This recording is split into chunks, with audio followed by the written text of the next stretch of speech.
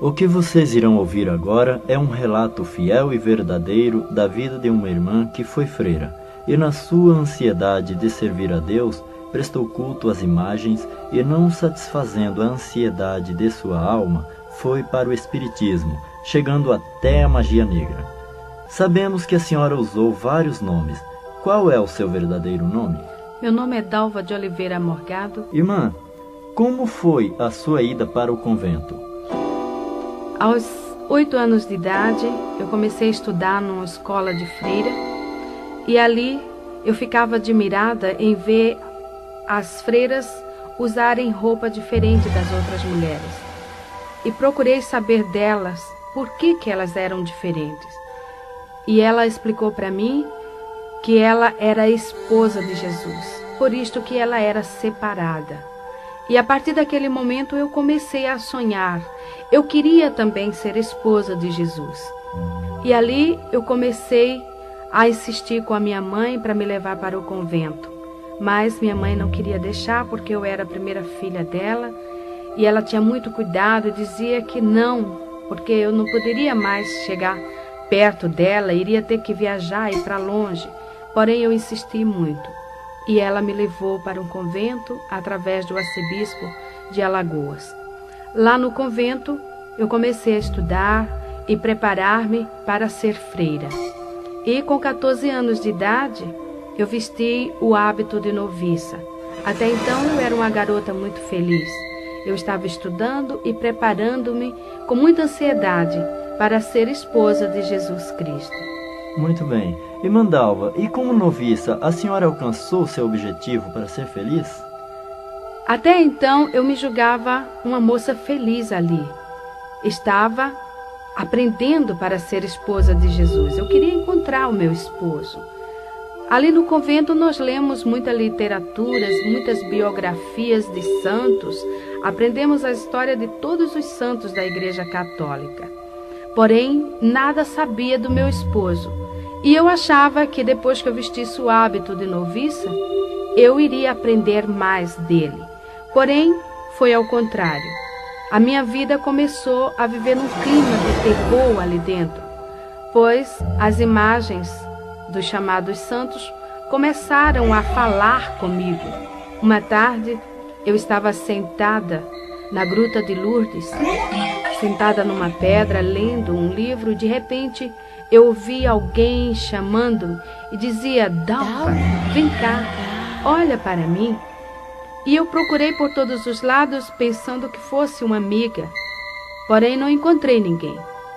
E mais uma vez ouvi chamar, e quando eu me virei, estava a Nossa Senhora de Lourdes com as mãos estendidas, os olhos piscando, e dizia: Dalva, vem cá, vem para mim. E eu saí gritando que não queria mais ir para aquele lugar e que eu não queria ela.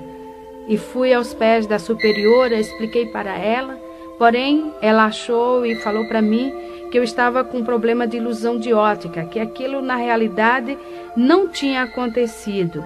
E se acontecesse, eu devia ter ido para saber dela o que ela queria, porque era comum os santos falar com as pessoas. Porém, eu tinha muito medo. Irmã Dalva, lá no convento, vocês liam a Bíblia? Não, não podíamos ler a Bíblia e nem tampouco pegar na Bíblia, porque a superiora nos ensinou desde que entrei para o convento que a Bíblia era sagrada e só o padre podia pegar e ler. Porém, eu era muito curiosa, eu queria saber o que estava na Bíblia. E por que a gente nunca entendia, apesar de estudarmos o latim, mas estudávamos apenas a missa em latim. Mas quando ele dava a pregação, não entendíamos nada, não sabíamos nada. Uma vez eu conversando com o padre, o capelão lá do convento, ele falou para mim que, aleluia, porque na sexta-feira da Paixão, aquela missa muito comprida, começava das 9 até 1h da madrugada, e ele dizia que estava procurando aleluia. E eu queria saber o que era aleluia. E ele explicou para mim que aleluia era uma gota do sangue de Jesus que estava dentro da Bíblia e que mudava de lugar, passava de uma folha para outra. E ele tinha que ler todo até chegar onde estava esta gota deste sangue e ali seria achada, aleluia. E se não encontrasse essa gota de sangue, o mundo acabaria. Por isso que nós ficávamos naquele medo e a gente torcia e rezava muito para que a aleluia fosse achada logo com medo do mundo acabar. E um dia eu fui designada para limpar a capela. Porém, naquele dia, eu achei ali a minha oportunidade. E peguei a Bíblia que estava no altar e sentei no chão e pus a Bíblia no meu colo e comecei a folhear. Eu queria ver a gota do sangue de Jesus na Bíblia. E depois de folhear a Bíblia várias horas, nada encontrando, a superiora foi à minha procura e encontrou-me com a Bíblia nas mãos. E ela gritou comigo e falou que eu não podia pegar na Bíblia e que eu estava em pecado. E imediatamente chamou o padre, telefonando para que ele viesse me confessar, porque eu peguei na Bíblia. Então eu me confessei e ele passou uma penitência para mim de rezar 50 Ave Maria, 50 Pai Nosso, 50 Credo, ato de confissão, isso durante 30 dias. E ainda peguei 33 dias de castigo. Não podia nem almoçar e nem jantar, só tomava o café da manhã. Esta foi a minha penitência, por simplesmente pegar na Bíblia, procurando alguma coisa que fosse do meu esposo, porque isto era o que eu queria, era ser esposa de Jesus. Ocorreu também um fato muito estranho ali no convento. Eu, junto com minhas colegas e as alunas do orfanato, resolvemos brincar de esconde-esconde. E eu tomei a iniciativa de me esconder embaixo do altar, pois eu sabia que ali ia ser difícil as meninas me encontrarem. Porém, quando eu entrei embaixo do altar, encontrei ali um homem deitado. Ele estava seminu e então, no seu corpo havia muitas marcas de batom e sujo. E eu fiquei com medo e ele abriu os braços e tentou me segurar. Aquele homem não era outro, mas o que chamam de muito conhecido como Senhor Morto. É o Senhor que fica na Igreja Católica na Sexta-feira da Paixão para que as pessoas vá beijar. E as marcas de batom ficam no seu corpo e torna-se muito, muito feio. E eu me assustei bastante com aquilo e saí gritando. As freiras me seguraram e aquilo foi tornando cada vez pior. O tempo passou e chegou o dia em que eu iria fazer os votos perpétuos. Então, naquela noite, nós tínhamos que ficar em meditação até as 10 horas da noite no convento, rezando o ofício de Nossa Senhora, meditando do que seria a nossa vida dali para frente. Porém, de repente, eu comecei a ouvir alguém me chamar. E eu comecei a tremer de medo, fiquei arrepiada, eu sentia que meu cabelo estava em pé. E eu procurei pensando que fosse alguma colega, porém não era. E assim na porta da entrada da capela, bem no alto, tinha uma cruz muito grande. Naquela cruz estava presa um Cristo do tamanho natural de um homem. E quando eu olhei para aquele Cristo, ele que fica sempre com o rosto pendido para um lado, ele estava com a cabeça firme, com a cabeça em pé. Os seus olhos piscavam insistentemente. Suas mãos presas na cruz mexiam os dedos no gesto de chamar. E dizia: Dalva, vem cá, olha para mim, vem cá. E eu comecei a gritar, a dizer que eu não queria ele, que eu não queria ir para ele. E eu gritando desta forma, aquelas pinturas do rosto dele tornou-se real. Aquela marca de sangue no peito dele também começou a jorrar e caía pelo chão.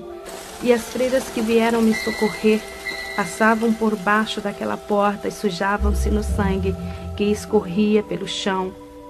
E eu saía correndo porque eu dizia: não me toque, as suas mãos estão sujas de sangue.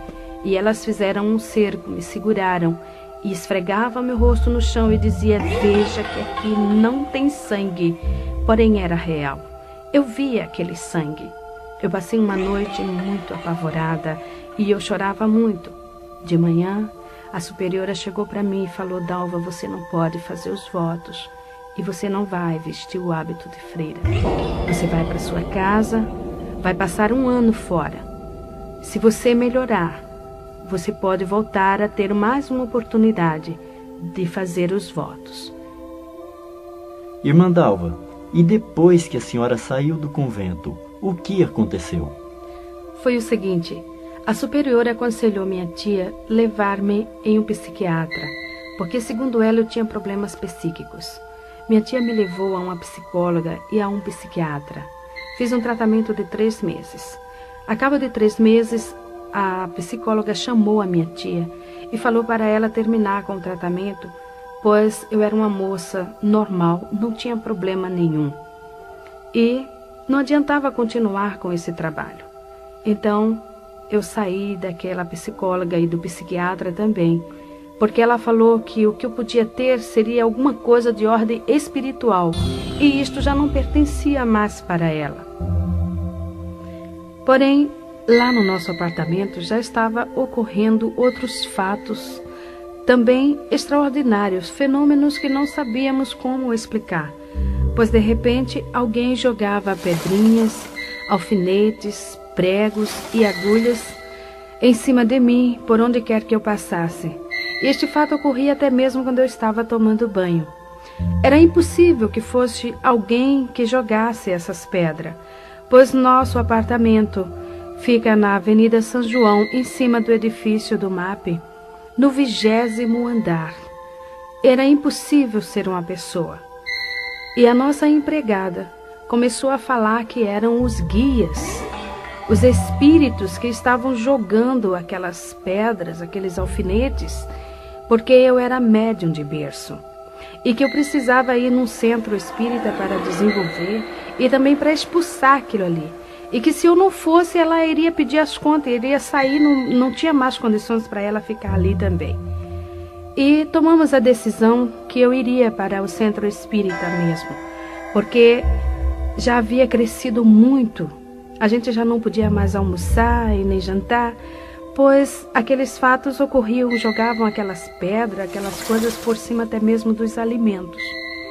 E aquela senhora me levou em um centro espírita de mesa branca de Allan Kardec, na Estrada dos Remédios. Lá, o chefe do centro, que é o que chamam mentor espiritual, ele fez uma série de passes, segundo ele, expulsando e fazendo uma limpeza em mim, tirando aqueles espíritos que estavam fazendo essas coisas lá no apartamento. E ele explicou para nós que esses espíritos eram espíritos de pessoas que haviam falecido, porém não tinham tomado conhecimento de que estavam mortos e achavam-se dono do apartamento. E quem chegasse ali, ele fazia essas coisas para assustar. E quem tinha mediunidade percebia e via. Era o que ocorria comigo. Eu era também deficiente física. Eu tinha osteomielite, ou seja, câncer no meu joelho esquerdo. Minha perna era um pouco mais fina e mais curta que a outra. E quando ele viu isto na minha perna, ele falou que eu era assim porque na reencarnação passada, em uma discussão com uma jovem, eu havia cortado a perna desta jovem. E nesta encarnação, eu teria que pagar o sofrimento que ela passou. E eu gostei, mas comecei a acreditar naquele homem, porque realmente o médico já havia falado que ia chegar numa época em que eu iria cortar a minha perna, porque o câncer, o câncer da osteomielite, ele destrói o osso da perna. É uma dor constante, eu fazia várias infiltrações, raspagens e tudo mais, e sempre a doença acelerada. E eu comecei a desenvolver ali no centro espírita. No centro espírita, nós encontramos os que chamam espíritos familiares. Em Jó, capítulo 7, versículo 9, a palavra de Deus nos diz o seguinte: os que descem à sepultura nunca tornará a subir. Então, o diabo, ele fica camuflado, escondendo a verdade para ludibriar as pessoas. Nós encontramos também em Isaías, no capítulo 8, versículo 19, o Senhor Deus nos advertindo também que não se deve consultar os espíritos familiares e os adivinhos que chireiam e murmuram entre os dentes. Assim como Deus coloca um anjo ao redor daqueles que o amam e que o buscam, o diabo também coloca um demônio ao redor das pessoas também que o servem. E quando aquela pessoa vem a falecer, aquele demônio assume a personalidade daquela pessoa, passando-se por ela, e manifesta no centro espírita e diz para as pessoas que estão ali presentes: eu sou o teu pai, eu sou a tua mãe, eu sou o teu irmão, o teu vizinho, o teu amigo. As pessoas às vezes querem duvidar, porém ao escutar a voz é a mesma. E também aquele espírito diz: olha, eu gostava de usar uma roupa desta cor, eu usava este terno ou mesmo este vestido, e eu gostava de comer este tipo de comida, e eu deixei na gaveta um objeto assim, um bilhete escrito no bolso da camisa, está no guarda-roupa assim, e a pessoa vai procurar e lá encontra exatamente como o diabo falou, e passa a acreditar naquele demônio, porque tudo isto não passa de demônios. E ali no Espiritismo eu passei 4 anos. Dali eu saí porque eu já havia cauterizado o meu entendimento, meu coração já estava endurecido. O diabo já estava conseguindo me transformar numa serva dele. E eu procurei algo que fosse melhor. E fui para a Umbanda. Na Umbanda eu comecei a ter experiências em incorporar e manifestar os chamados Exus, pombagiras, pretos velhos, caboclos e orixás. Orixá é o Iemanjá, a Oxum, Yansan, Xangô e tantos outros. Fazia muito trabalho nas encruzilhadas à meia-noite, trabalhos também de cemitério. Participava também de muitas festas, como eles chamam ali dentro, que é matança, beber sangue de animal, essas coisas todas.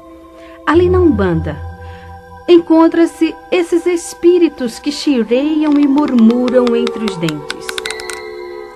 Quando o demônio manifesta, o chamado preto velho, o caboclo, ele curva-se todo, ele abaixa-se com o rosto quase entre as pernas, procurando sempre um cigarro, um cachimbo, ou mesmo um banco, e ele diz: louvado seja Jesus Cristo. E as pessoas que estão ali ao redor julga entender que o demônio falou: louvado seja nosso Senhor Jesus Cristo. É mentira de Satanás. A pessoa que está com seus ouvidos agravados, o entendimento cego, ela entende: louvado seja nosso Senhor Jesus Cristo. O diabo, ele não pronuncia o nome de Jesus porque ele estremece, simplesmente em pensar no nome do Senhor Jesus. Mas eu também estava cega, eu também estava ludibriada. Meu coração já havia virado uma pedra. E depois de passar quase 5 anos na Umbanda, chegou um dia em que o chefe do terreiro chegou para mim e falou: Dalva, aqui não dá mais para você ficar, porque aqui ou eu ou você. Você já está sabendo mais do que eu, você já recebe mais entidades do que eu, os trabalhos mais pesados já é você que faz. Então procura algo mais forte. Sai daqui. Irmã Dalva, segundo essa expressão do chefe do terreiro, o que significa essa palavra mais forte, um lugar mais forte? É o seguinte, a Umbanda tem uma grande diferença do Candomblé. Na Umbanda eles julgam-se, os umbandistas julgam-se que eles fazem somente o bem, eles não fazem o mal, eles só procuram ajudar. E não tem essas matanças, não raspa a cabeça, não faz essas coisas. O diabo ali, ele é mais sutil, enganando as pessoas, com essa história de que os pretos velhos são os negros africanos, os caboclos são os índios que morrem, enganando assim as pessoas.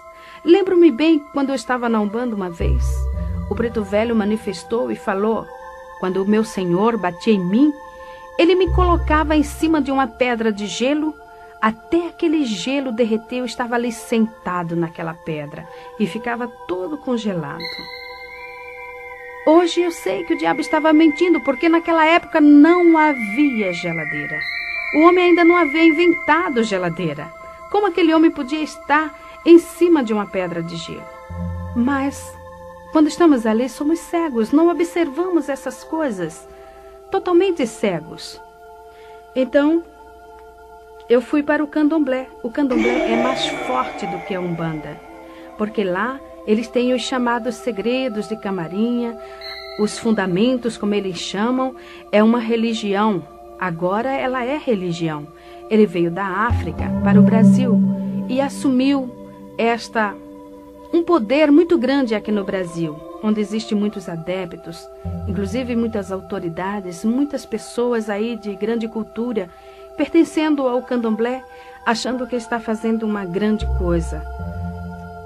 A diferença é essa, que o candomblé ele é mais forte. O diabo ali ele já está mais, assim, vamos dizer, aberto. Ele já se mostra mais com maior poder. Ele mostra a força que ele tem e o domínio que ele assume nas pessoas. Então, ali no candomblé, eu entrei de roncó para fazer cabeça. Irmã Dalva, uma pergunta. O que significa essa palavra roncó? Roncó é um quarto pequeno, sem janelas. Ele só tem uma porta de entrada. A pessoa fica ali recolhida durante 30 dias, quase nua. Usa apenas uma saia amarrada no alto dos seios, deitada em uma esteira que eles chamam na linguagem africana de cissa. E ali eles passam 30 dias tomando banho de abor. Abor é um banho de águas misturadas com ervas e sangue de animal. Esta água ela fica em um vaso grande, enterrado durante 30 dias, ali curtindo. Ali cria bichos, muitas larvas. E é com esta água que a pessoa que está recolhida toma banho 30 dias. Às vezes, quando despeja água no corpo, aquela água fedida, escorre até os bichinhos pelo corpo. E a pessoa também fica manifestada com um demônio que chama-se Herê. Herê é um espírito de criança, que se passa por criança, manifesta na pessoa. A pessoa fica ali, porque segundo os orixás, a criança tem mais facilidade para aprender. E a pessoa entra de roncó para aprender a dançar, a cantar e a falar o dialeto africano. O candomblé que eu entrei era da nação de Angola, mas ali dentro a gente aprende o Jexá, o Queto e a Angola. Ali fiquei 30 dias, eles rasparam a minha cabeça totalmente. Fiquei 30 dias manifestada com este demônio. E o que ocorre, às vezes, quando toma aquele banho que os bichinhos ficam andando no corpo, o Herê, o demônio que está na pessoa, pega aqueles bichinhos e vai comendo. Com isso, nós vemos que o diabo é sujo. E tudo quanto está ao seu redor, e ele procura também levar a pessoa no mais baixo grau, levando a comer sujeira, a comer larvas. A pessoa fica ali dentro, a comida que vem são comidas que vêm sempre misturadas com sangue. São comidas, a gente não come o arroz, o feijão natural, é sempre aquelas folhas maceradas, é sempre coisas totalmente diferentes de um alimento normal de um ser humano. E depois de 30 dias que está passando por esta fase toda, que já aprendeu a dançar, já foi raspada a cabeça, então dá-se a matança de 21 animais. Aquele animal é tudo ele cortado em cima da pessoa, o sangue derramado no seu corpo e espargido em cima dos que eles chamam de sacudimento. São comidas que ficam ali expostas em tigelas e também pega-se com uma pedra que chama otá. Ali fica preso naquela pedra a vida da pessoa. Tudo que o pai de santo ou a mãe de santo quiser fazer com a pessoa, pega aquela pedra e chama pelo nome do orixá através daquela pessoa, porque a pessoa também recebe o nome do orixá, o nome que o próprio orixá vai dar no dia da saída dele, que chama saída do santo. Então ali ele pode fazer o que ele quiser com a pessoa, desde que é feito essa matança. Depois que é feita também curas, cortes no corpo da pessoa, que eles chamam de fechamento de corpo, que esses cortes são feitos com a navalha. No meu corpo ainda existem essas marcas, mas o Senhor, pela sua misericórdia, está fazendo desaparecer, mas ainda existem marcas, como o irmão mesmo pode ver, tem marcas ainda nos meus braços que comprovam isto. São as curas feitas. Também eles cortam no alto da cabeça, onde vai ser derramado o sangue, que eles chamam de axé. E depois o orixá sai para dar o nome. Irmã Dalva, o que é orixá? Orixá é uma palavra africana que vem do jeje. Então orixá significa santo para ele. E em vez de chamar santo, chama orixá. Por isso que dá-se o nome de pai de santo, ou seja, pai de orixá. E a pessoa recebe o santo. A pessoa tem o santo de frente, tem o do lado esquerdo e o do lado esquerdo, do lado direito. Então o de frente, que é o pai ou a mãe. No meu caso, eu tinha o santo que eles chamavam o Oxum Apará e o Logum Edé. Que esses orixás, a Oxum Apará, segundo eles diziam que era uma santa guerreira. Por isso que eu era muito agitada, muito bagunceira, muito briguenta. E também o Logum Edé. Logum Edé é um príncipe de Satanás. Fiquei sabendo isso depois que eu me encontrei com Jesus. Ele saiu. Então, ele saiu, foi ele que fez a festa, uma festa de 3 dias, dia e noite, tocando e a gente dançando, ali manifestada naqueles demônios. Primeiro sai o erê. O erê, ele sai todo pintado, com bolinhas brancas na cabeça, totalmente raspada. Depois sai a que chamam mãe de cabeça, que no caso seria o Oxum Apará. E depois sai o último, que era o pai, o Logum Edé. Todos eles vestidos tipicamente.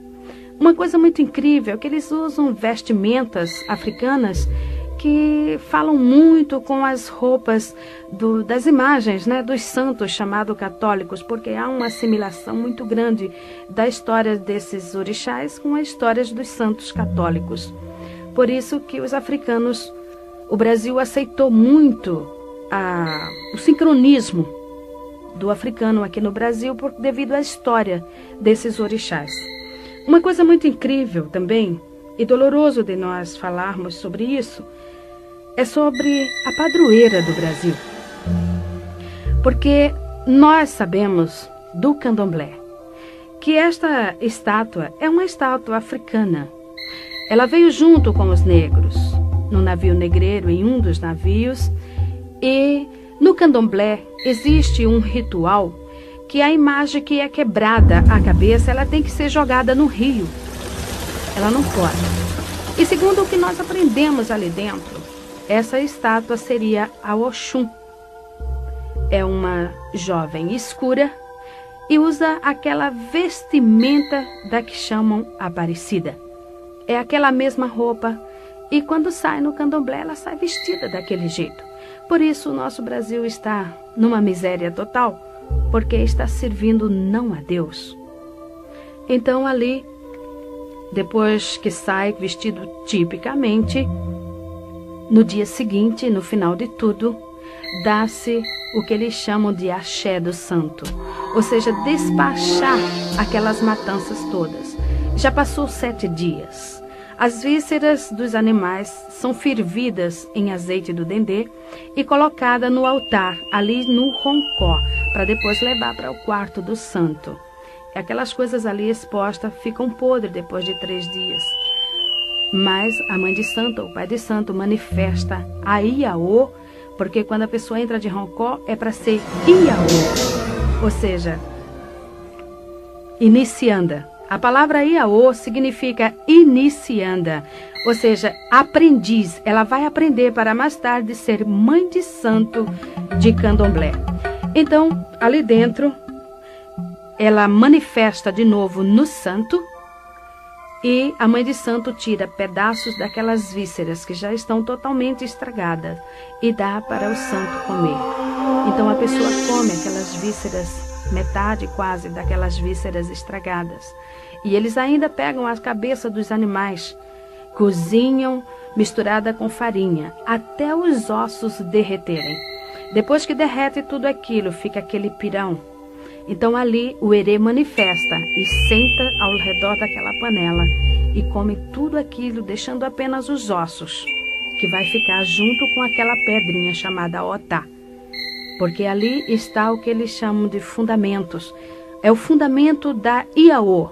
Se o pai de santo quiser matar a Iaô, ele vai fazer bruxaria, ele vai fazer a feitiçaria, ou seja, a macumba, com aquela pedra e com aqueles ossos.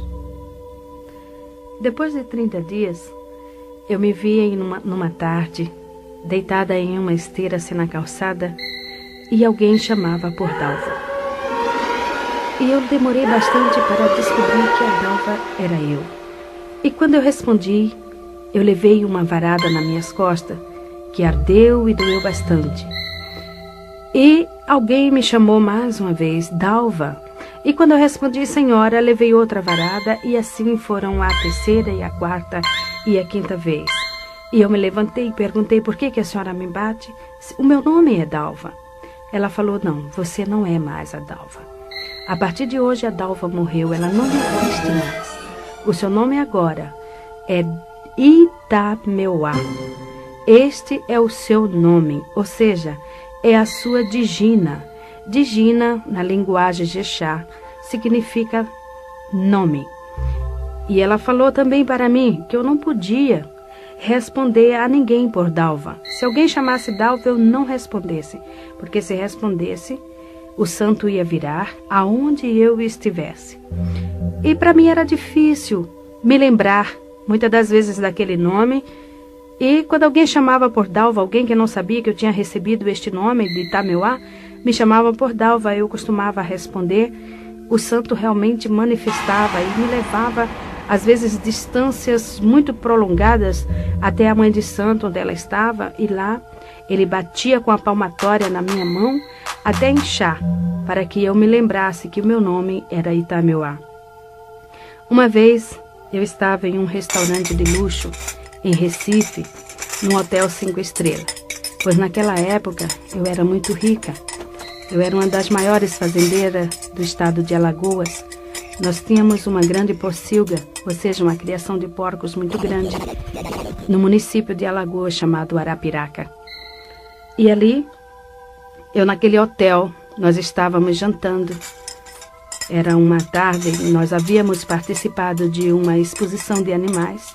Os nossos animais tinham sido premiados com medalhas de ouro e nós estávamos ali comemorando. Então, de repente, alguém chamou Dalva para que eu olhasse que iria bater uma fotografia.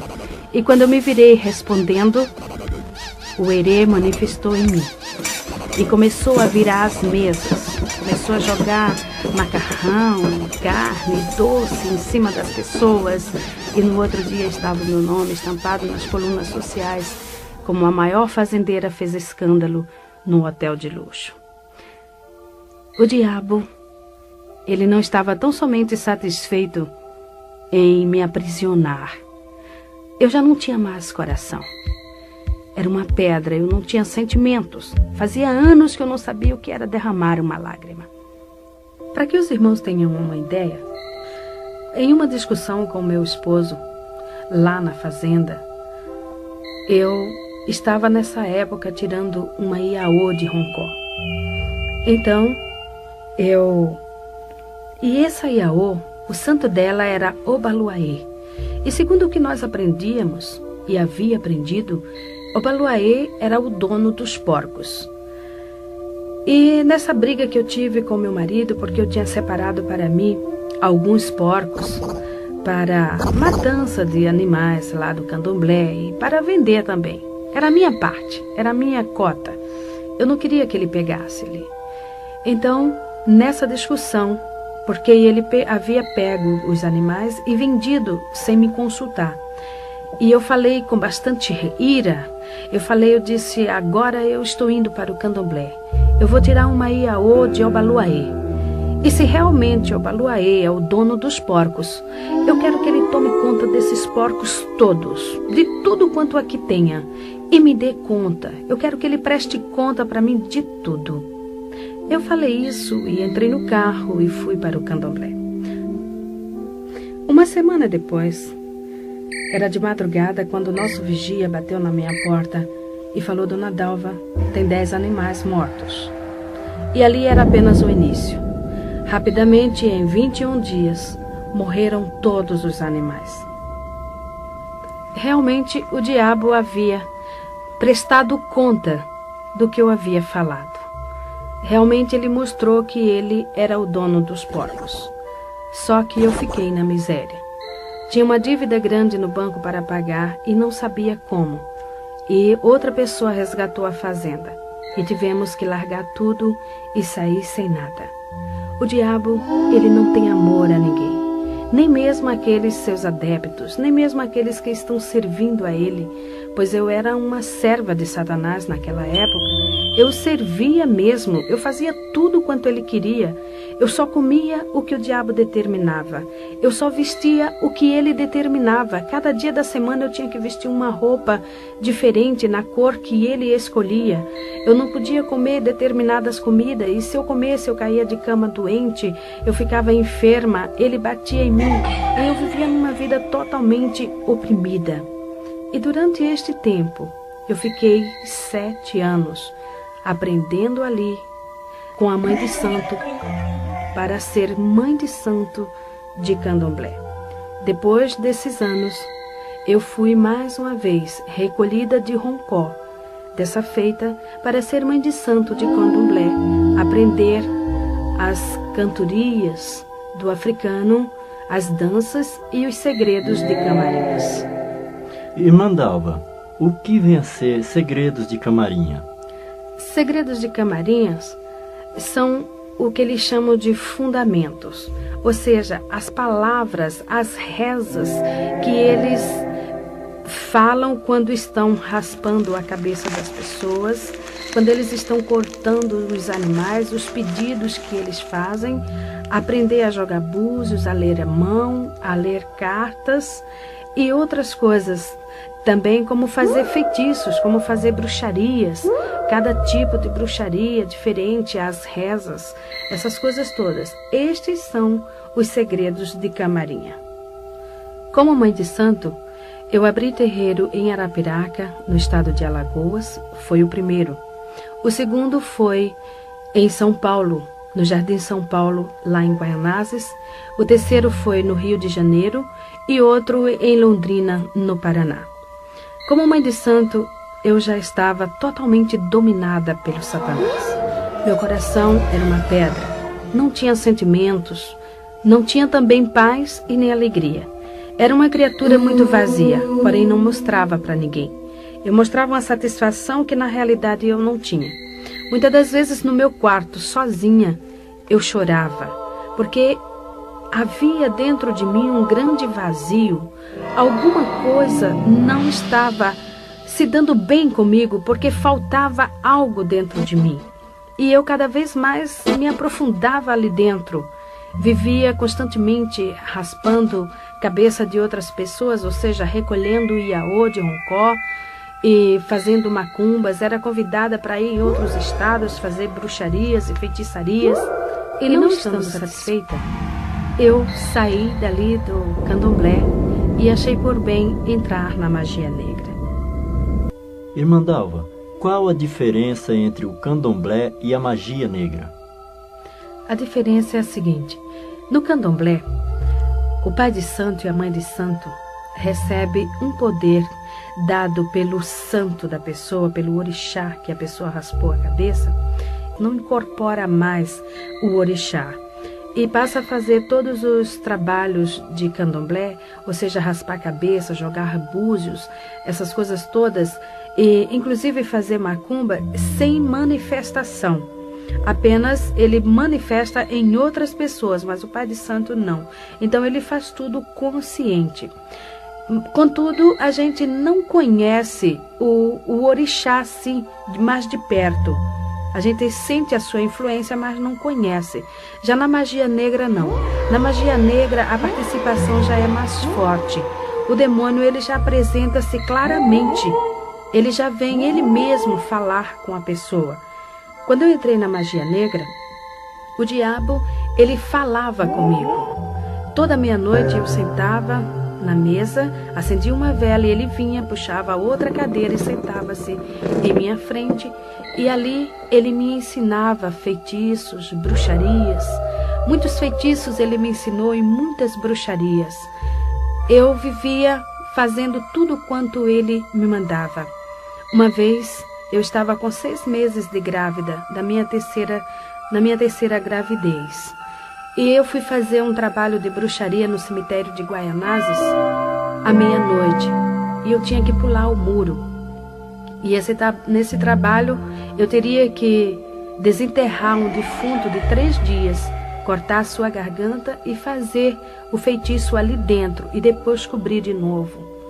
E quando eu pulei o muro, levando navalha, faca, levando as farofas, levando aquelas coisas todas que o diabo designava, eu caí de mau jeito e comecei a sentir dores e entrei em trabalho de parto ali. Mesmo assim, eu fui até a cova onde durante o dia eu já havia marcado qual era e consegui desenterrar o defunto e fazer tudo aquilo que o diabo havia mandado. Porém, 2 dias depois eu estava no hospital e perdi meu filho, que nasceu morto. E assim eu continuei. E eu fazia várias perguntas para o diabo. Ele apresentava-se para mim. Muita gente pensa o seguinte, que o diabo é feio, é preto, é torto, é aleijado, tem rabo, tem chifre. Porém, ele não é assim. Ele é um homem e, por sinal, ele é muito bonito. Por isso que ele engana as pessoas. Porque as pessoas julgam que o diabo é feio e, no entanto, ele apresenta-se muito belo, muito bonito e muito inteligente, por sinal. Ele fala também um português muito correto, uma linguagem perfeita. Ele falou também como ele agia nos bailes, nas discotecas. E uma vez eu pude observar também. Ele fica nas costas das pessoas, dançando junto com as pessoas. E depois ele começa a soprar no ouvido das pessoas, mandando fazer algum gracejo com a esposa ou com a namorada do outro. E assim começam as brigas. E quando começa a discussão, os tapas, então ele encosta-se na parede e começa a dar risada e rola pelo chão, balançando com as pernas. E as pessoas que não sabem correm atrás dessas coisas, não sabendo que é o diabo que está induzindo para elas. Uma outra pergunta também que eu fiz para o diabo foi sobre as velas. Eu não conseguia entender por que o diabo pedia tantas velas. Por que ele, quando ia fazer um despacho, ele pedia sempre 21 velas, 70 velas? E por que tantas velas? Então ele explicou para mim. Foi quando eu descobri que o diabo ele não tinha luz. Ele falou para mim, olha, Itameuá, eu não enxergo a luz. Eu falei, mas e o sol? O sol brilha e durante o dia? Ele falou, não, eu não enxergo o sol. Eu não vejo luz nenhuma. A única luz que eu vejo é a luz da vela. Por isso que eu peço bastante vela. E os meus companheiros também pedem, porque aonde tem uma vela acesa, eu e os meus colegas vamos juntos. Porém, eu quero deixar aqui um lembrete seguinte. Não é aquela vela que o servo de Deus acende na sua casa quando falta luz. São velas oferecidas e sacrificadas aos demônios. Essas velas que se acendem às segundas-feiras para as santas almas benditas, para as almas das pessoas que morrem. Muitos costumam até acender atrás da porta. Não faça isso. Você está atraindo legiões de demônios para a sua casa. Com isso, a sua vida é um inferno. Nada dá certo.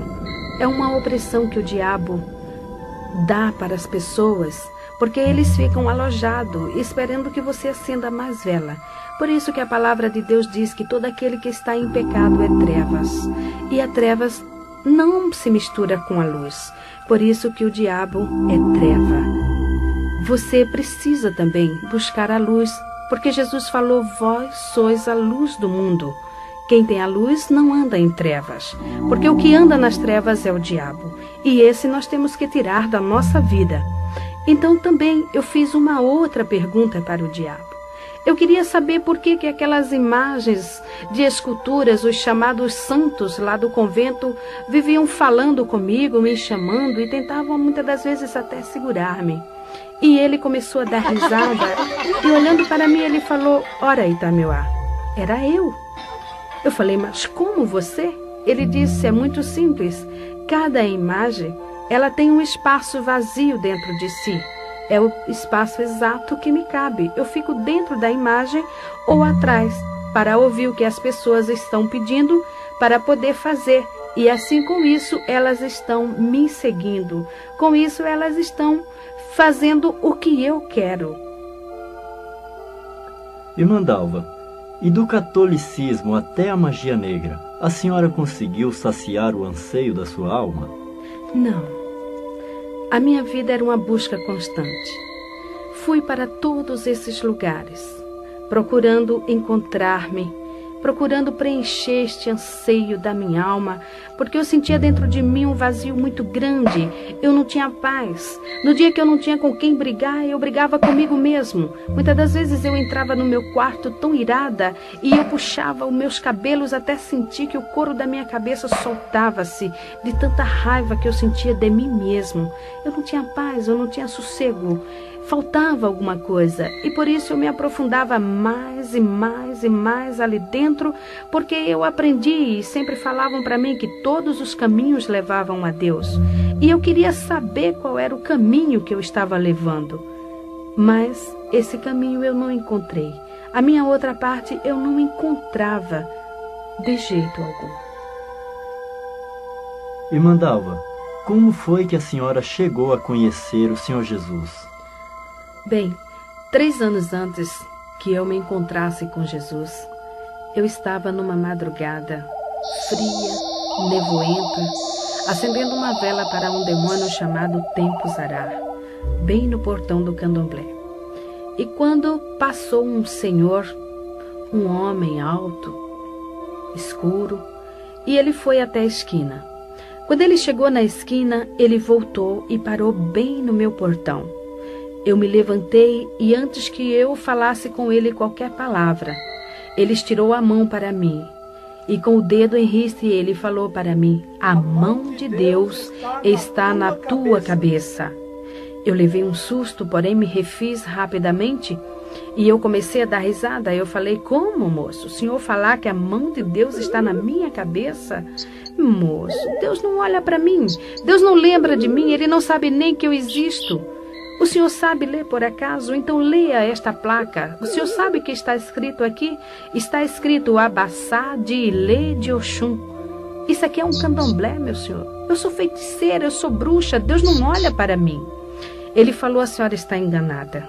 Quando eu cheguei na esquina, Deus falou no meu coração e falou: volta e fala para aquela mulher tudo quanto eu te mandar. E ele está dizendo que vai tirar a senhora daí, porque ele tem um grande plano na sua vida. Então eu comecei a dar risadas e eu gargalhava mesmo. Eu falei: agora estou vendo que o senhor está bêbado. Deus me tirar daqui? Meu senhor, uma hora dessa, o senhor falando besteira na minha porta. Como que Deus vai me tirar daqui, meu senhor? Deus não vai me tirar daqui nunca. Ele disse: quando isto acontecer, você vai se lembrar das minhas palavras. E baixou a cabeça e foi embora. Nunca mais eu encontrei com aquele homem. Porém sei que aquele homem era um servo de Deus. E o recado dele eu esqueci no meu coração. Passou o tempo. Eu fui morar no Rio de Janeiro, em Nova Iguaçu. Ali abri candomblé. E depois de 3 anos eu tive uma 4ª gravidez. Depois de fazer bruxarias, com as noites que eu não dormia direito, a minha gravidez era doentia, problemática. Eu ia fazer a 4ª cesárea. Minha filha nasceu antes de completar o 7º mês. Era pequenininha. Teve toda sorte de enfermidade.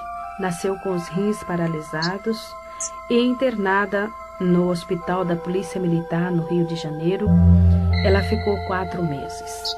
Depois, o médico pediatra me chamou e falou para mim parar com todas as minhas atividades e cuidar somente da minha filha, porque ela requeria um cuidado todo especial, e esse cuidado só a mãe poderia dar. E eu levei minha filha e aquele médico me fez assinar um termo de responsabilidade. Ele falou para mim: Dona Dalva, eu estou entregando a senhora a uma criança viva. Esta criança ela pesa apenas 800 gramas, mas está viva. E eu quero que a Alice cresça. Toda semana a senhora vai me trazê-la aqui. Pare tudo e cuide só da sua filha. Quando cheguei em casa, eu falei, vou fechar o candomblé por 1 ano para cuidar da minha filha. E assim fiz. Fui até Tinguá, no Rio de Janeiro. Era lá que eu tinha o terreiro. E fechei o candomblé, mandei que os filhos de santo e as pessoas fossem para um outro lugar, me aguardando até o fim do ano.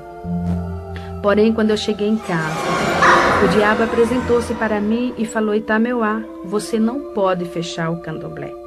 Eu falei, claro que eu posso, eu preciso cuidar da minha filha. Ele disse, não, você não pode, você não se domina. Você não faz a sua vontade, porque eu mando em você, você é minha, você me pertence. Você já esqueceu o pacto que você fez comigo?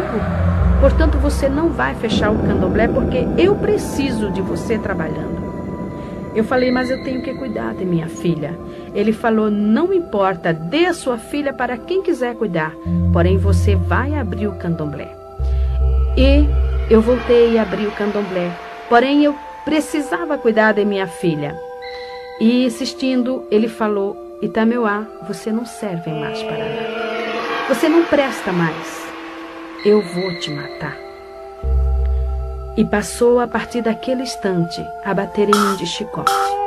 Ninguém via o chicote, porém o meu corpo começou a nascer vergalhões, bolhas de fogo, que abria-se, corria aquela água que fedia, e coçava, queimava, ardia. Eu não tinha sossego, eu não podia fazer nada, só me coçando. Fiquei igual uma leprosa. A minha carne fedia, não podia cuidar de minha filha e nem da minha casa. E mesmo sofrendo desta forma, eu era obrigada a bater candomblé todo fim de semana, a ir para os cemitérios, para as encruzilhadas fazer bruxarias e feitiçarias, porque eu não podia parar, que o diabo não deixava. Foi aí então que o meu marido, o companheiro que eu tinha naquela época, nós havíamos casado no candomblé, ele lembrou-se que foi criado num lar cristão. Em Provérbios, capítulo 22, versículo 6, diz, educa o menino no caminho em que deve andar, porque mesmo quando envelhecer não se desviará dele. Ali estava um homem que foi criado no lar cristão. Aos 15 anos de idade, ele ainda estava aprendendo na escola dominical, mas havia desviado-se, enveredando-se por tantos caminhos, até o da bruxaria também. E ele lembrou-se de Jesus e foi reconciliar-se com o Senhor. Ali ele libertou-se também, encontrando-se com Jesus, e juntou-se ao círculo de oração e começou a jejuar e orar junto com as irmãs, para que Deus quebrasse as forças do diabo, para que Deus fechasse o candomblé, para que Deus tirasse todas aquelas pessoas, aqueles chamados filhos de santo, e as pessoas que iam ali para jogar búzios. E a oração do justo pode muito em seus efeitos.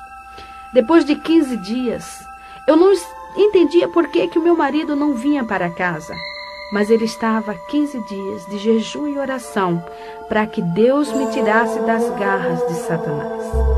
Então, de repente, os filhos de santo começaram a discutir, e eles viravam para mim, porque no candomblé, o filho de santo é obrigado a respeitar a mãe de santo, tem que chamar de mãe, e quando vem para dar a bênção para ela, ele beija o chão onde ela pisa. Tamanha é a humilhação que o diabo exige da pessoa. E eles chegavam para mim e diziam, mãezinha, eu não vou ficar mais aqui. E pegava os assentamentos dele, a otá dele, os fundamentos, e iam levando. E de repente eu me vi sozinha ali dentro. E fechei o candomblé e fui para minha casa. E mais uma semana de oração, para que Deus quebrasse as forças do diabo que estava no meu coração, para que eu pudesse ouvir a palavra de Deus. Pois o meu marido, ele pegava a Bíblia para ler para mim, porém ele não conseguia, porque mal ele começava a ler, eu caía num sono profundo, ou então o demônio manifestava e me deixava inconsciente 3, 4 dias. E assim, neste sofrimento, eu passei 3 meses, sofrendo desta forma. Porém, as orações, Deus começou a operar. O diabo começou a ver-se quebrado. E chegou para mim numa noite e falou: Itameuá, fala para o Ari te dar dinheiro e comprar tudo quanto for necessário e faz uma obrigação. Faz um bori, porque eu resolvi te perdoar. Irmã Dalva, o diabo perdoou mesmo a senhora? Não, foi um falso perdão. Segundo o diabo, ele chegou para mim e falou, depois que eu fiz a obrigação, ele disse que estava apenas me dando uma nova oportunidade. Só que com muita sutileza ele disse: bem, eu preciso levar alguém no seu lugar. E eu vou levar a tua filha. Ela é de 7 meses. E tudo que é de 7 é meu. Eu vou levá-la. Eu falei para ele: a minha filha você não vai levar. Ele disse: vou. Eu vou levá-la, eu faço o que eu quero de você e o que você tem é meu. Eu falei: não a minha filha. Porém, a minha filha começou a defecar sangue. Ela tinha dias que amanhecia com 42 graus de febre. Eu corria para o pediatra e quando eu lá chegava, a garota estava totalmente restabelecida. O médico olhava para mim, ria e dizia: Dalva, a sua filha não tem nada, Alice está muito bem. Você que está precisando de um tratamento. Você está precisando de médico. Essas feridas vão lhe prejudicar. Pois eu ainda estava com muitas chagas no meu corpo devido às chicotadas do diabo. Quando chegava em casa, continuava toda a enfermidade. Em Êxodo, capítulo 20, versículo 5, o Senhor diz que visita a iniquidade dos pais nos filhos até a 3ª e a 4ª geração daqueles que o aborrecem. Enquanto o diabo estava batendo em mim, eu estava acomodada, eu aceitava as suas chicotadas, eu não tinha força para lutar com ele, pois eu tinha consciência do que eu havia feito. Eu era uma pessoa realmente dependente do diabo. E eu aceitava tudo o que ele fazia porque eu tinha medo, eu temia, e eu sabia mesmo que ele iria me matar. Porém, eu estava confiando que ele fosse realmente me dar esta oportunidade. Porém, quando ele falou que ia tocar na minha filha, e eu vi que a minha filha realmente estava padecendo, eu comecei a lutar. E eu falava para ele: você não vai levar minha filha, você não vai matá-la. Ele dizia: vou, Itameuá, eu faço o que eu quero. Eu falei: não na minha filha. O Ari, quando saía para o quartel, ele deixava escrito o endereço da igreja em cima da geladeira.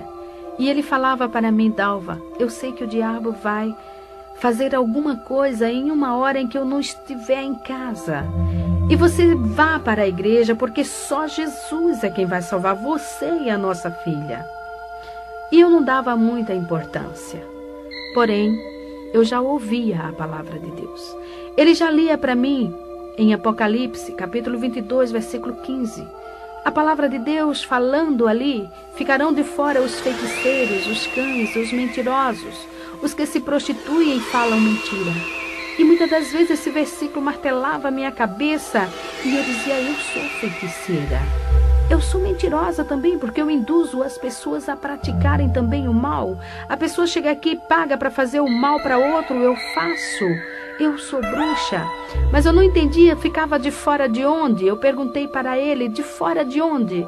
E ele falou: Dalva, fica de fora do reino dos céus, porque Jesus vai voltar. E se você não estiver com Jesus, você vai para o inferno. Foi aí então que ele me contou algo que havia acontecido há muitos anos. Há anos passados, quando eu estava no Candomblé. Em uma noite, eu estava manifestada com a pombagira e ela tomava champanhe e cerveja junto com ele. Então ela virou-se para ele e falou: Ari, você sabe quem eu sou? Ele falou: eu sei. Você é um anjo caído. Você é um demônio. Você pode enganar todo mundo, mas a mim você não engana. Ela falou: é verdade. Porém, a Itameuá, ela não sabe que eu sou. E eu proíbo você de falar para ela isto. Outra coisa, Vamos aproveitar. Vamos fazer tudo o que vier à nossa cabeça. Vamos fazer bastante coisas no mundo, porque o homem lá de cima já está voltando. E você e ela vai dançar comigo no fogo do inferno. Quando ele falou isso para mim, eu falei, então o inferno existe de verdade? Eu achava que o inferno fosse aqui, fosse aquela vida que eu levava, mas existia um inferno maior. E como era a pombagira que havia falado, eu passei a dar mais crença. Quando a minha mãe, que era uma serva de Deus, falava para mim, Dalva, Jesus vai voltar, isso é diabo. Eu dava risada na cara dela, começava a dizer aqui, Jesus vai voltar, só se ele for trouxa, minha mãe. Jesus veio aqui, puseram ele numa cruz, se ele voltar agora, vão pôr ele no paredão e vão metralhar ele. E a senhora vem com essa de Jesus voltar, isso é conto de fada. Eu achava que era história. Porém, ali estava um demônio chamado Pombagira, afirmando que o homem, o filho do homem, estava voltando.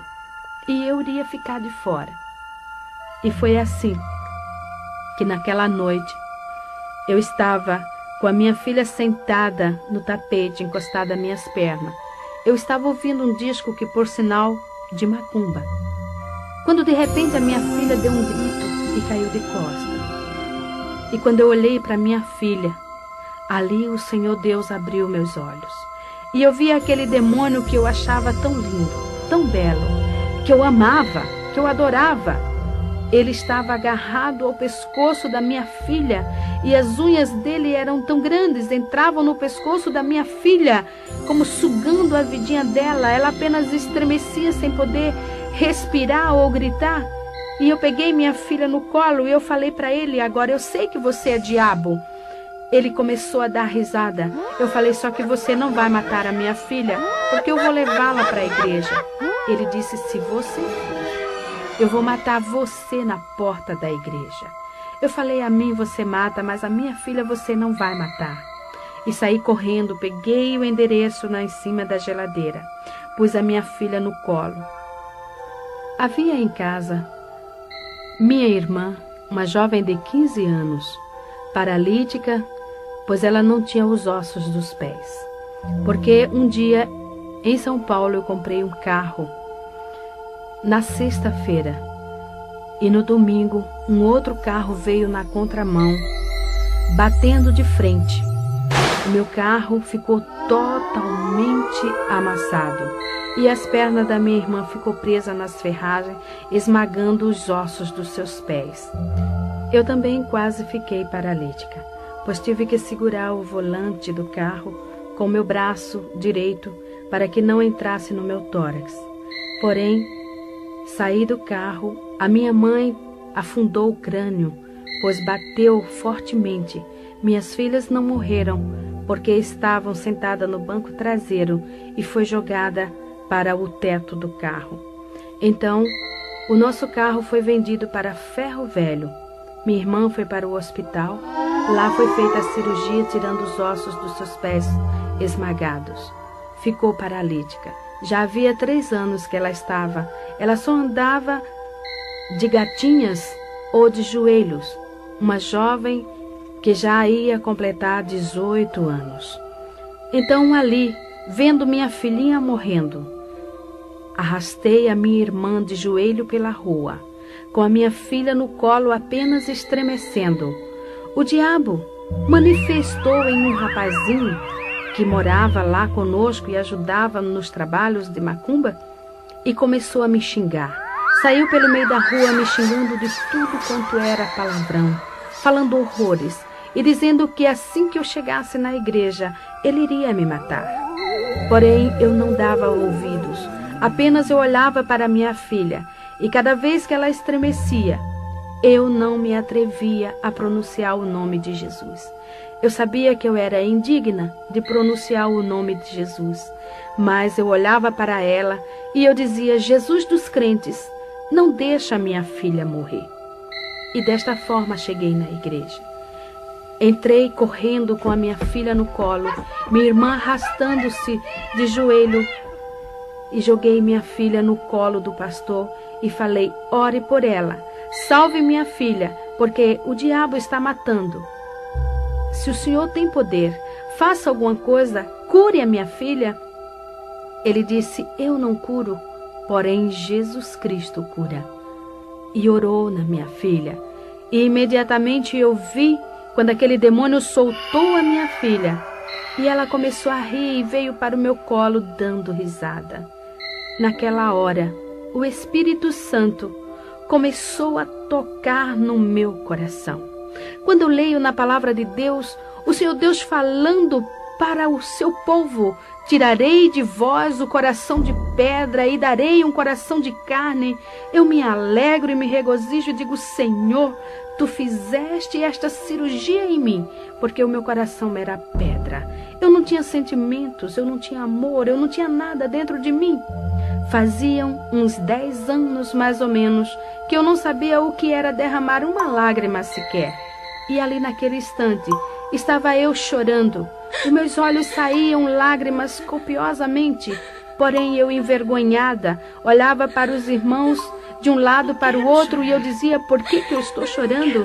Eu não quero chorar. Mas quanto mais eu assim falava, mais eu chorava. E naquela hora também o pastor virou-se para minha irmã e falou: jovem, fica em pé, eu vou orar por você, porque você precisa de Jesus. Então a minha irmã estirou os pés e mostrou para o pastor e falou: eu não fico em pé, porque os meus pés não têm ossos.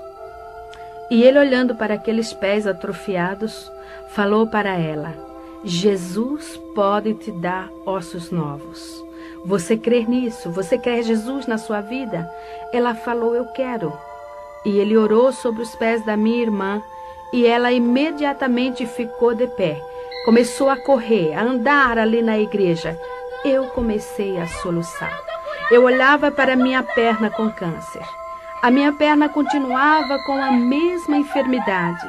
Aqueles guias haviam me prometido curar e nunca me curaram. E ali estava, num piscar de olhos, a minha irmã andando, correndo, com os pés novinhos e a minha perna afinando e diminuindo de tamanho. Foi quando o pastor virou para mim e falou: senhora, eu vou orar agora por você. Eu olhei para ele e falei: não toque em mim, porque o diabo falou que ia me matar aqui. Se eu morrer, o senhor vai para a cadeia. Ele falou: mas Jesus te ama. Eu falei: moço, Deus não olha para mim. Eu sou feiticeira. Eu tenho candomblé, eu sou da magia negra, eu já fiz pacto com o diabo, eu conheço o diabo face a face. O senhor acha que Jesus olha para mim? Ele falou: irmã, Jesus falou: vinde a mim todos os que estáis cansados e oprimidos, e eu vos aliviarei. Tomai sobre vós o meu jugo e aprendei de mim, que sou manso e humilde de coração, e encontrareis descanso para vossas almas. E a senhora está precisando disso. O diabo está lhe oprimindo. Jesus ama a senhora. Ele te perdoa. Quando ele falou perdoa, eu falei: o senhor acha mesmo que Jesus vai me perdoar? Ele falou: Jesus vai te perdoar, porque ele morreu na cruz do Calvário por você. Ele derramou o seu sangue para lhe redimir. Ele liberta você de todos estes demônios. Basta que você entregue a sua vida para ele. Você quer Jesus? Eu não podia falar. As lágrimas eram demais, eu soluçava. E eu sei que naquele instante, não somente a minha boca falou, mas como minha alma, meu espírito, todo o meu ser falou: eu quero Jesus. Quando eu fechei meus olhos e o pastor pôs a sua mão na minha cabeça, eu vi o diabo pular na minha frente. E ele, que era tão belo, começou a crescer e de repente começou a cair casca dele. Eram cascas que caíam e ele foi transformando-se em um monstro. E era muito grande, muito alto. O pé dele era enorme e levantou a perna dele e me pisou. Eu caí no chão, aquele pé me esmagando. Eu queria movimentar-me e não podia. Eu queria gritar, também não podia. Eu queria respirar e não podia. E eu pensei: agora eu estou morrendo. Mas ao longe eu ouvia a voz do pastor que dizia: demônio, em nome de Jesus, sai! Sai! Porque enquanto eu me via nesta situação, na realidade estava manifestando legiões de demônios. demônios que xingou o pastor, demônios que quebrou bancos na igreja, demônios que chamou o pastor para brigas, fez horrores dentro da igreja. Por último, fiquei caída ali no chão. E o pastor me falou que eu já estava ficando roxa, pois não respirava. E ele começou a clamar por Jesus e ele falou: Senhor, o que eu faço, Senhor? Esta mulher está morrendo. E ele falou para mim que o Espírito Santo falou no coração dele: quem está matando esta mulher é um príncipe de Satanás. Chama um querubim para que te ajude. E eu ouvi a voz dele bem distante falar: Senhor, manda um querubim para expulsar esse espírito de Satanás que está matando esta mulher. E eu vi uma mão que brilhava passar pelo telhado. Era uma mão muito bonita. Pegou na perna daquele monstro e saiu levando. Uma simples mão, levando um monstro tão grande. E eu sei que era a mão do meu Jesus, porque naquela mão havia uma cicatriz. E era a cicatriz do prego que furou a mão de Jesus. Aquela mão, eu sei e tenho certeza que era a mesma mão que aquele servo de Deus 3 anos antes tinha visto sobre a minha cabeça. Realmente ali estava cumprindo-se a profecia que o Senhor havia falado na boca daquele servo. Me levantei ali do chão, leve. Eu não sentia o chão nos meus pés. Sentei no banco e comecei a lembrar de tudo quanto eu havia praticado e feito, e como Jesus era bom. Eu estava leve, aquele fardo havia tirado, realmente o Senhor havia levado o meu fardo. Eu não tinha mais raiva dentro de mim, não tinha mais ira. Realmente eu estava transformada, realmente eu estava ali nascendo uma nova criatura. Mandalva, agora com Jesus eu creio que a senhora conseguiu satisfazer o anseio da sua alma, não é verdade? É sim. Agora eu posso afirmar que sou uma mulher realizada. Tudo quanto eu queria para a minha vida, tudo quanto eu desejava ter, hoje eu tenho, porque eu tenho paz. Hoje eu deito no meu travesseiro e durmo o sono dos justos, porque eu sei que Jesus está cuidando de mim. Eu sei que o seu Espírito está dentro do meu ser, porque Jesus falou: vós sois o templo do Espírito Santo. E Ele tem me guiado, Ele tem me ensinado, Ele tem me orientado e tem me separado para esta obra. Então eu sou feliz. Também 3 anos depois, Jesus me curou do câncer na perna. Me deu uma perna nova, minha perna hoje é igual à outra. E esses anos tenho trabalhado para o Senhor. Sou feliz, porque eu já fui uma mulher milionária financeiramente, mas hoje eu sou muito mais espiritualmente. E tudo isso eu devo a Jesus Cristo. E para terminar, quero deixar em louvor ao nome do Senhor estes versículos. Amo ao Senhor, porque Ele ouviu a minha voz e a minha súplica, porque inclinou para mim os seus ouvidos, portanto invocá-lo-ei enquanto viver. Cordéis da morte me cercaram, e a angústia do inferno se apoderaram de mim. Encontrei aperto e tristezas. Então invoquei o nome do Senhor. Ó Senhor, livra a minha alma. Misericordioso e justo é o nosso Deus. Estava abatida, mas Ele me livrou. Porque Tu, Senhor, livraste a minha alma da morte, os meus olhos das lágrimas e os meus pés da queda. Ó Senhor, deveras sou Tua serva. Soltaste as minhas ataduras. Oferecer-te-ei sacrifícios de louvor e invocarei o nome do Senhor na presença de todos os povos. Amém, amém.